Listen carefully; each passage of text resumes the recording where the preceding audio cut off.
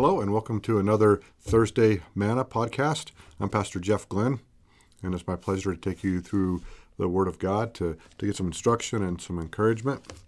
I've been reading through Luke, and I'm in chapter 6 of Luke, and it's remarkable how the Pharisees, and the scribes and the religious people were so hung up on the Sabbath, and so we'll pick this hang up that they have here in Luke 6, verses 1 through 11. Now it happened on the second Sabbath after the first that he went through the grain fields, and his disciples plucked the heads of grain and ate them, rubbing them in their hands. And some of the Pharisees said to them, "Why are you doing what is not lawful to do on the Sabbath?" But Jesus answered them and said, "Have you not even read this, what David did when he was hungry, he and those who were with him? How he went into the house of God, took and ate the showbread, and also gave some to those with him, which is not lawful for any but the priest to eat. And he said to them, The Son of Man is also the Lord of the Sabbath. Now it happened on another Sabbath, he entered in the synagogue and taught. A man was there whose right hand was withered. So the scribes and Pharisees watched him closely, whether he should heal on the Sabbath, that they might find an accusation against him. But he knew their thoughts, and said to the man who had the withered hand, Arise and stand here.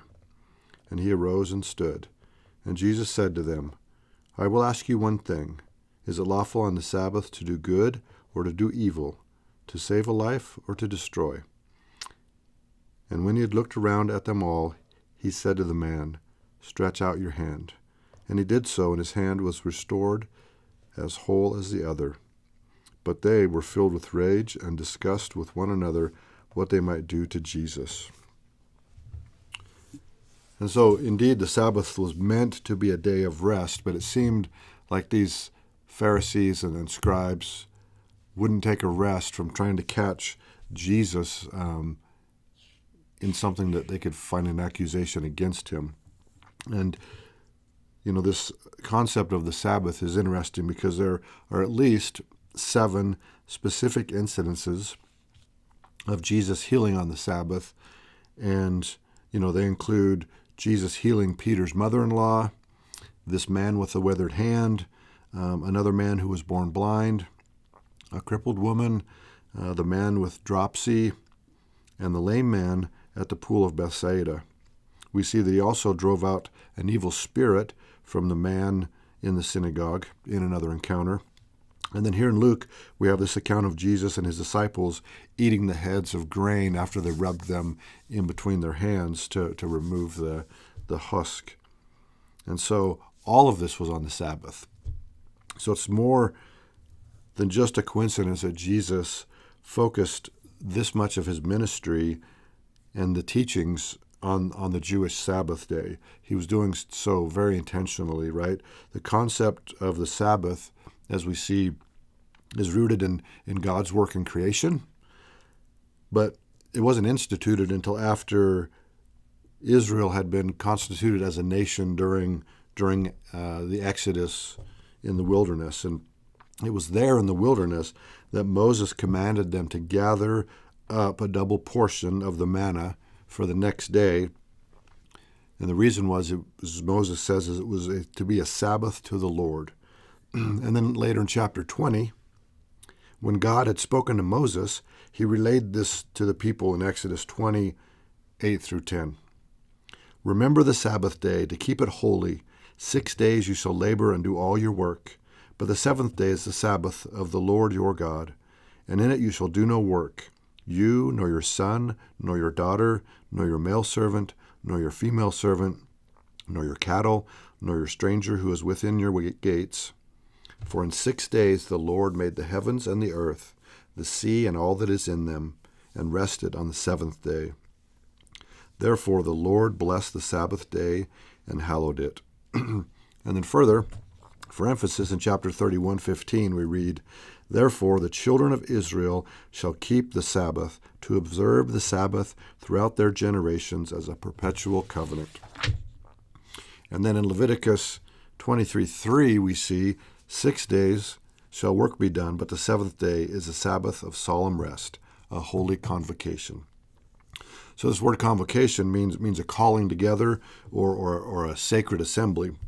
And so for Jesus to do so much on this holy day where Israel was intended to rest and to come together and remember God, it really gives us a clue about the importance of Jesus' message for the Sabbath. He isn't haphazard or he's not unaware of the significance of this day for Israel. Instead, it was the scribes and Pharisees who were unaware and ignorant of the intent of Jesus coming and who he is and what his message was for them.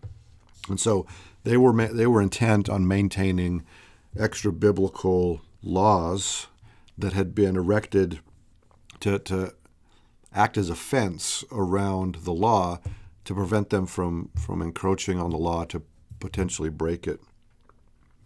And so the problem here is not with the intent, right, to keep them from breaking the law, but the problem is that they held these extra rules in higher esteem than the spirit of the law. And so Jesus pointed this out to them when he spoke of the story of David here in chapter 6 of Luke, the story of David who ate the showbread.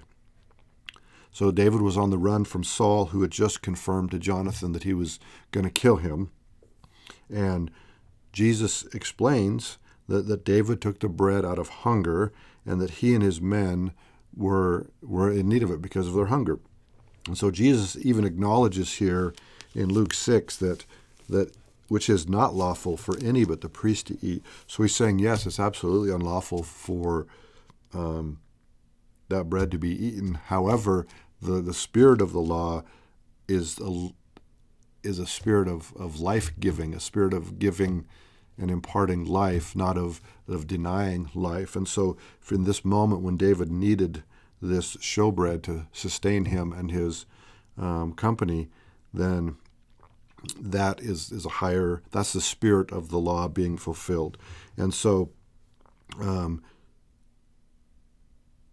in pointing this out, he acknowledged that it was unlawful, but right, so Jesus is using this acknowledgement as a justification for his disciples working on the Sabbath by rubbing the grain between their hands, right? He's saying the answer here, the big theological truth that the religious elite didn't see in his day is that Jesus was Lord of the Sabbath, is Lord of the Sabbath.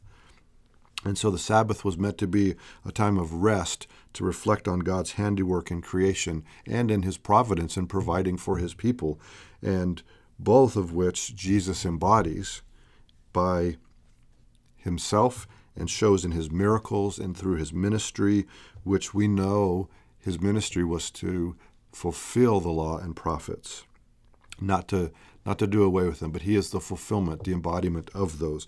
And so as we look to Jesus, we see the fulfillment of the Sabbath, and as he embodies the spirit of the law, that people are more important than man-made rules. And so the Pharisees were all about rules, and they were about striving to be good enough, and they were about putting that burden on others to strive to be good enough.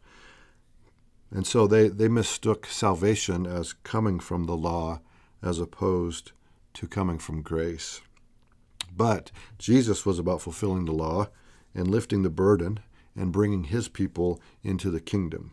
And so rest assured that we have our eternal rest in Jesus because he is the Lord of the Sabbath.